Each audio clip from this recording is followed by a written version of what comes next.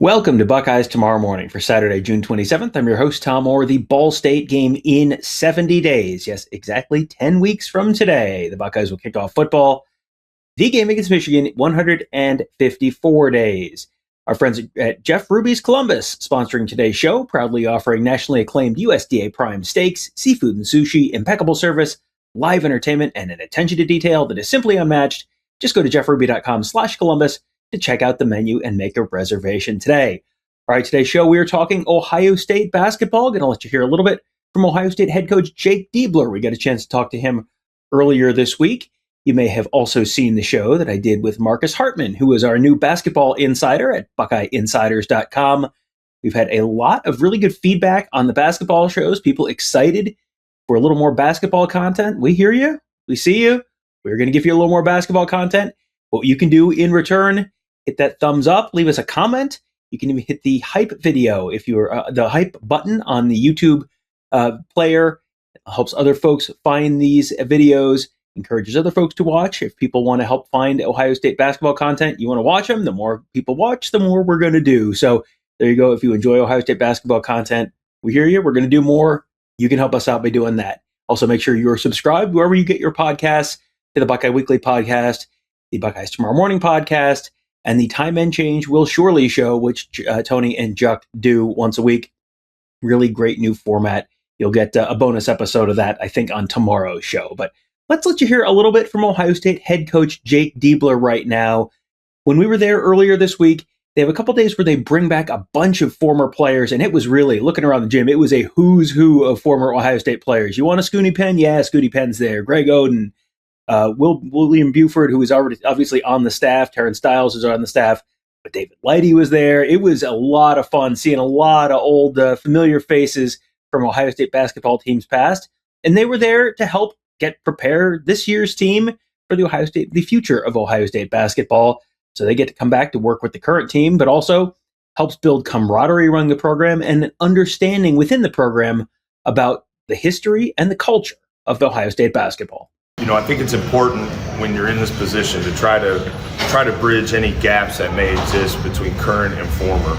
And this is certainly an opportunity for us to do that. We have other events throughout the course of the season, but I think when you have a chance for our guys to, you know, play against and get coached by and work out with former players or former players who are currently playing, there's so much value in it. It's one thing to have dinner, which we'll do. It's nothing to have meetings and stuff. But when you can do it between the lines, I think it's really, really special. So I care deeply about our former players.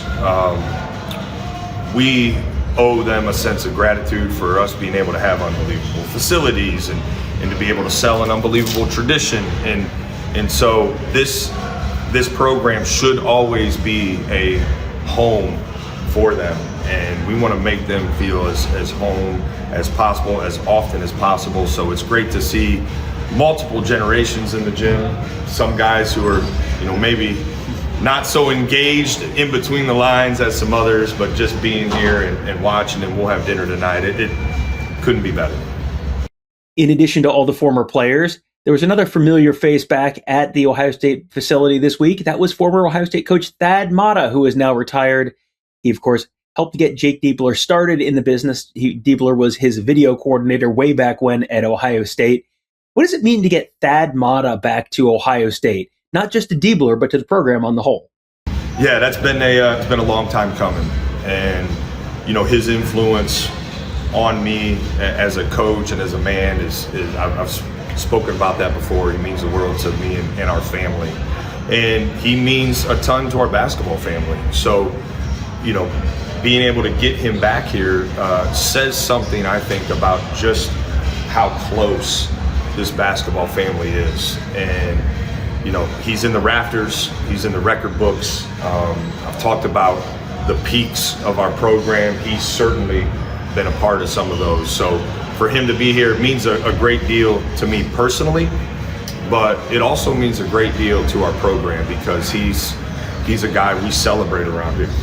So what's been the response from the former players coming back this week to work with the current team? I think they love it, and I think you see some of these guys don't get to see each other very. I mean, we got David Lighty in here, who is going on year 50, I think, of still playing, but looks like he probably just finished, playing a couple years ago at Ohio State. So having, creating a space where guys can reunite. Now, a lot of these guys are texting each other and FaceTiming each other. I'm fortunate to be a part of a couple group messages that get to be pretty entertaining.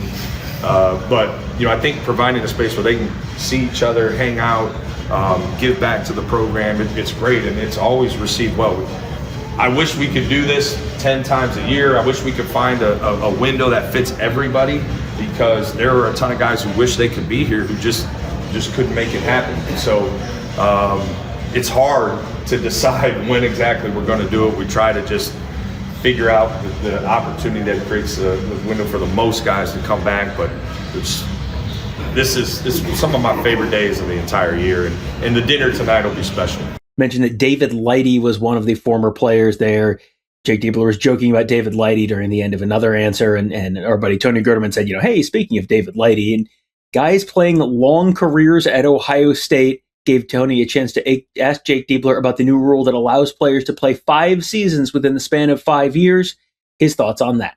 Yeah, I wish I could coach David Lighty. If there's some way to, sue somebody to get him to finish his career at Ohio State. But listen, I think it's a little early to kind of tell all the nuances of how it's going to be impactful. I think the attempt to provide some structure is important and needed, so that's good.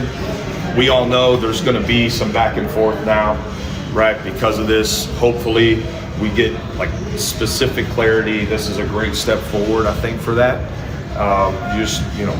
Hopefully that's the case, right? And when it comes time to start building your roster for next year, that clarity has already been settled, and that's all we really want, is just to know what you're going into as you put your roster together. So it's a good step forward.